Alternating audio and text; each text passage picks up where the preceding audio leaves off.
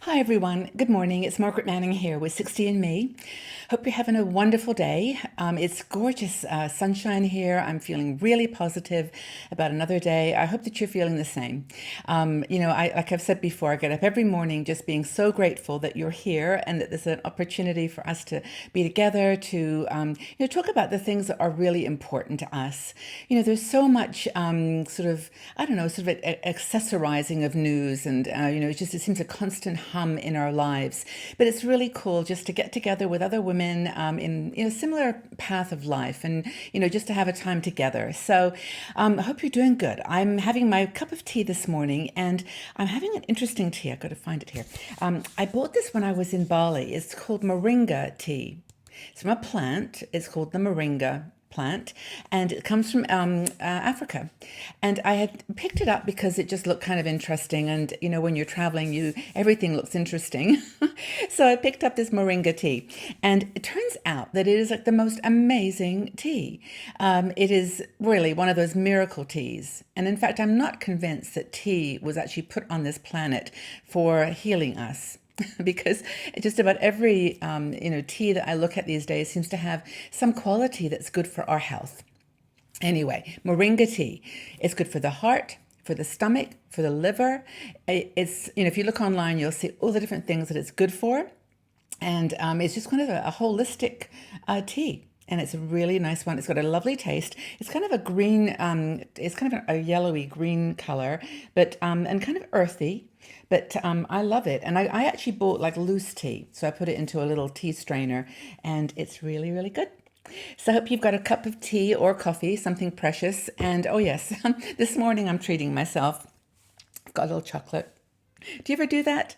I do this with coffee a lot. Like I have a cup of coffee and a piece of chocolate. And I've actually learned that in Switzerland. It's kind of one of their things here. When you order in a restaurant, you always get a little slice of chocolate with your coffee. So anyway, but this morning I'm having some chocolate as well. It's milk chocolate. I don't know what your favorite is, but I like milk chocolate. So with my moringa tea, off to a great start. So I wanted to chat with you about a couple of things this morning. And one thing is going to sound like a piece of advice, and then the other is just guidance. And it's actually was inspired by an article by one of our bloggers, Susan Honeygood.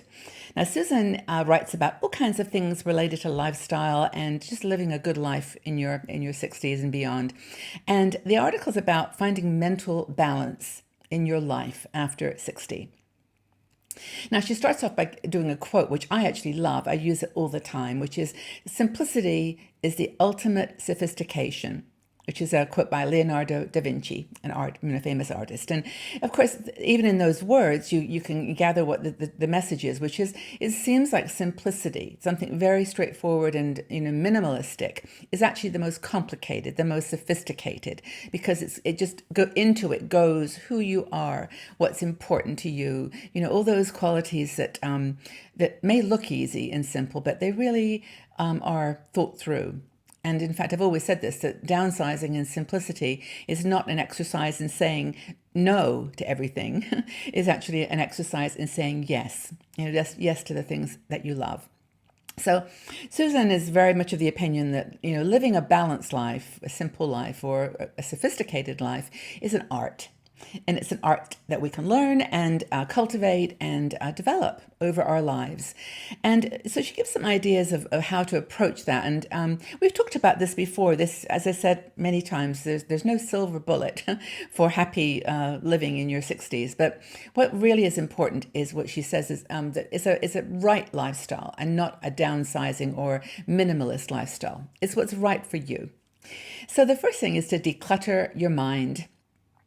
And I think this is simple if you, just say those words, but in reality, it's tough because decluttering your mind means sitting somewhere still and letting thoughts go, letting things that are on your mind, letting stressful situations, stressful circumstances to kind of take a place in a little box in your mind.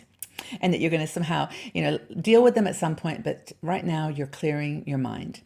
Now, I think you all know I meditate. I've done this for many, many years. And, on and off, I've had years where I've meditated less than others when I've been busy. But I do meditate, and I find that that really does calm my mind. And maybe it's something that would help you too, but it gives you some clarity. And I think decluttering your mind is the first step to balance. So what do you do? And maybe you walk in nature, maybe you do something practical, like you clean the house or you wash dishes or knit. But whatever it is that helps you to declutter your mind, I think that's the personal, the advice. Now, the other thing, of course, is to declutter your surroundings, your personal clutter.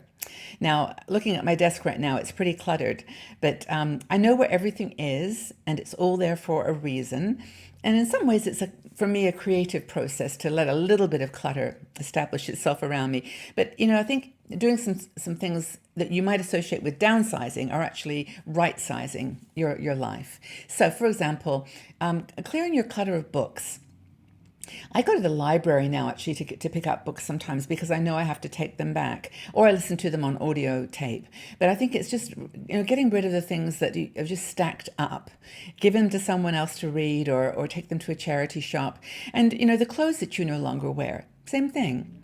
If you look in your closet and you think, oh, I haven't worn that in a year or more, and maybe it doesn't fit you, or it's just not you anymore. Just let it go. So clearing your personal space, I think, is really important. Clearing up your makeup drawer. If you've got a lot of little makeup you buy in spontaneous moments, clearing it up. Do you really need like 4 mascaras? Maybe choose the 1 or 2 that you really like, and just do things to clear your personal space. Another thing I do actually, which I started this year, which is labeling things, and this is like if you've got your little folders of, things, your bills you're paying or notes you're writing, to actually start putting them in little plastic, I use colored ones, but plastic folders that you can put a label on, and, January, February, March, and you can find stuff. It's just that personal decluttering. Another thing is to put first what's on top of your mind. So if you wake up in the morning and the first thing you think of is to take care of something, and then suddenly your mind fills with a bunch of other stuff, it's better to just kind of make that thing that you thought of first, or that was the first priority, to put it top of mind so that you take care of it today. And then you don't wake up tomorrow thinking about it. We all do this. And I know that's actually, to be honest, where meditation helps me. It's kind of my checklist. But because the one thought that's important always comes back. So I have to pay attention. So stay focused on what you're doing. And I know this is super, super hard. And it's not something that you can develop just by saying it. You have to practice. So that's the next thing, is to put the thing that's most important at the top of your mind. Another piece of advice Susan gives, which I think all of us are doing this in some way or another as we get older, and that is to be more selective with our news. Reduce the amount of incoming noise that goes into our head. Find a channel or a place that you can get information, that you can be up to date. It doesn't have to be TV anymore. It could actually just be a website, or just a place online that you go. I actually listen to France 24, which is a TV channel. It's also on YouTube, and I can just get my up-to-date headlines on a channel that I think is kind of non-biased. They do report world news as opposed to just United States or Canada, or even Swiss news. And so I think that's really important for me, to minimize the amount of news that's coming in. Turn the TV off sometimes. Certainly turn it off before you go to sleep in the evening. But that's one thing I think that's really useful. I used to work in a media company where we had the TV on all day, because it was important, for us to know what was going on in the world. And I never noticed it until I stopped working there in that office. I stayed with the company but moved. How much, it dug into your brain and into your nerves. And you were always on a sort of a breaking news, that kind of sense of high alert. So anyway, piece of advice: reduce news in all forms, and make up your own mind about things that are going on. Another thing, which I think is a really good suggestion, and it may not relate to your life when you first hear it, but it's to delegate more. Now, you may be living alone. You may not have anyone but the cat or the dog to delegate to. Actually, they can do stuff for you to be honest. But no, the point is to think about all the things you're doing and see if there's an easier way to have it taken care of. Now, some of you have grandkids who maybe can do some chores for you, or you've got a neighbor's, son or daughter that might help you with a move or with a, just a project that you've got. And it's just kind of not trying to do everything yourself. Being self-sufficient and independent is absolutely cool.